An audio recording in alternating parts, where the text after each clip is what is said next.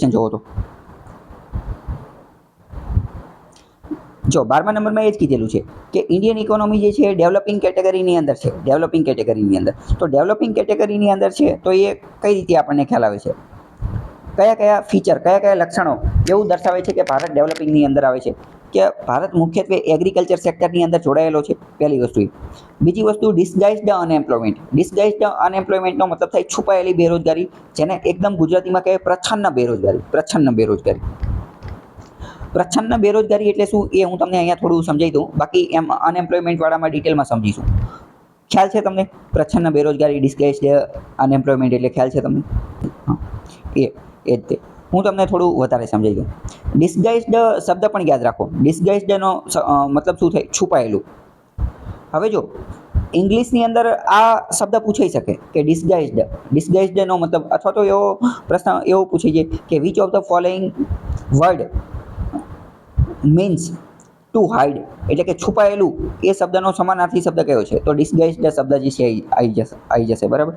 અને ડિસગાઇઝડનો બીજા પણ અમુક વિષયની અંદર અમુક જગ્યાએ ઉપયોગ આવશે. તો ડિસગાઇઝડ શબ્દ તમે યાદ રાખી લો. ડિસગાઇઝડનો મતલબ છુપાયેલો, અને ડિસગાઇઝડ અનએમ્પ્લોયમેન્ટ એટલે કે છુપી બેરોજગારી, જેની માટે એકદમ સાદું, એકદમ વ્યવસ્થિત ગુજરાતી કયું છે? તો કે પ્રચ્છન્ન બેરોજગારી. પ્રચ્છન્ન બેરોજગારી એવું કહે છે કે બેરોજગારી છે પરંતુ દેખાતી નથી. બેરોજગારી છે પણ દેખાતી નથી. તો એનો મતલબ શું? એનો મતલબ એમ કે માની લો કે 1 હેક્ટરની જમીન છે. 1 હેક્ટરની જમીન ખેડવા માટે 1 હેક્ટરની જમીન ખેડવા માટે 5 મજૂરની જરૂર છે. 5 મજૂરની. બરાબર. તો કે 1 હેક્ટરની જમીન 5 મજૂરોને રોજગારી આપે છે. તો આ જ 5 મજૂર જે છે એની બદલે માની લો કે 8 મજૂર રાખી દીધા. 8 મજૂર. તો પ્રોડક્શન તો એટલું જ થવાનું છે, ઉત્પાદન તો એટલું જ થવાનું છે. તો મતલબ કે બાકીના 3 વ્યક્તિઓ જે છે એ તો વધારાનું જ કામ કરે છે. એ કામ કરશે કે નહીં કરે એનાથી કોઈ ફેર પડવાનો નથી. કેમ? કારણ કે 5 જણા જે છે એ ઇનફ છે એ કામ કરવા માટે. તો બીજા 3 જણા જે છે એનો એટલો કોઈ ઉપયોગ છે નહીં. તો બીજા 3 જણા જે છે એ સિક્રેટલી અથવા તો ડિસગાઇઝડ રીતે અનએમ્પ્લોયડ છે એવું આપણે કહી શકીએ. તો ડિસગાઇઝડ અનએમ્પ્લોયમેન્ટ ખ્યાલ આવ્યો કે નહીં? બાકી વધુ ડિટેલમાં આપણે અનએમ્પ્લોયમેન્ટના પ્રકાર જ્યારે જોઈશું ત્યારે આપણે સમજીશું. અનએમ્પ્લોયમેન્ટના બધા પ્રકાર જે છે એ પણ તમારે મોઢે યાદ રાખવા પડશે. કેમ? કારણ કે માની લો કે મેઇન્સની અંદર એનો પ્રશ્ન પૂછાઈ ગયો. બરાબર. ત્રીજા નંબરનું છે કે poor quality of human capital. Human capital જે છે એની પુઅર ક્વોલિટી જોવા મળે છે. પછી હાઈ પર કેપિટા ઇન્ટેક્સ ઓફ પ્રોટીન, એટલે કે પ્રોટીન જે છે, પ્રોટીન એ એનો હાઈ પર કેપિટા જોવા મળે છે. એટલે કે લોકો વધુ અને વધુ પ્રોટીન જે છે એ ખાય છે. તો આમાંથી શું જવાબ આવી શકશે? તમે કહી શકશો? બરાબર, બિલકુલ સાચી વાત છે કે ભારત મુખ્યત્વે એગ્રીકલ્ચરમાં જોડાયેલું છે. સાચી વાત છે. ડિસગાઇઝડ અનએમ્પ્લોયમેન્ટ જોવા મળે છે. તો કે હા, સાચી વાત છે. અહીંયા બીજું તમે વિચારો કે ડિસગાઇઝડ અનએમ્પ્લોયમેન્ટ મુખ્યત્વે એગ્રીકલ્ચરમાં જ જોવા મળતી હોય છે. મુખ્યત્વે તો પહેલું સાચું હોય તો બીજું સાચું પડવાનું જ છે. બરાબર, કે બંને એકબીજા સાથે જોડાયેલું છે. કે હ્યુમન કેપિટલની પુઅર ક્વોલિટી જોવા મળે છે. તો કે હા, એ સાચી વાત છે. હ્યુમન કેપિટલનો મતલબ શું? કે માનવી જે છે ને એ ખુદ પણ કેપિટલ હોવું જોઈએ.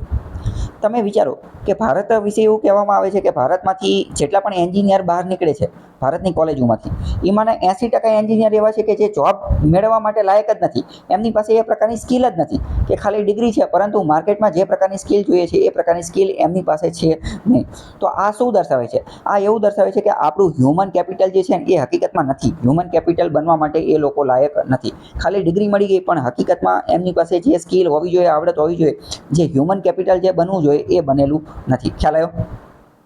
તો હ્યુમન કેપિટલની પુઅર ક્વોલિટી જોવા મળે છે. તો કે હા, સાચું. અને હાઈ પર કેપિટા ઇન્ટેક ઓફ પ્રોટીન, એટલે કે પ્રોટીન પર કેપિટા, માથા દીઠ પ્રોટીન વધુ ખપત થાય છે. તો એ વાત ખોટી છે. બરાબર. તો 1, 2, 3 સાચું છે. હવે હું તમને એક વાત કહું કે આ જે ચોથું વિધાન જે છે એને આપણે સાચું બનાવવું હોય તો કઈ રીતે બની શકે?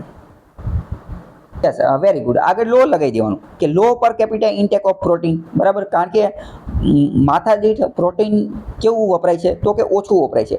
ગરીબ લોકોની અંદર તમને ખ્યાલ હશે કે પ્રોટીનની ખપત ઓછી છે, એટલે એમની અંદર ઘણી બધી વાર શું જોવા મળે છે? તો કે કુપોષણના કેસ આવતા હોય છે. કુપોષણ, માલ ન્યુટ્રિશન આપણે જેને કહીએ, કુપોષણના કેસ આવતા હોય છે. હંગર ઇન્ડેક્સ પણ એવું દર્શાવે છે કે ભારતની અંદર સૌથી વધુ લોકો જે છે એ ગરીબ રહે છે. સ્ટન્ટેડનો મતલબ શું થાય કે ઠીંગણા માણસો એની સૌથી વધુ ભારતની અંદર જોવા મળે છે.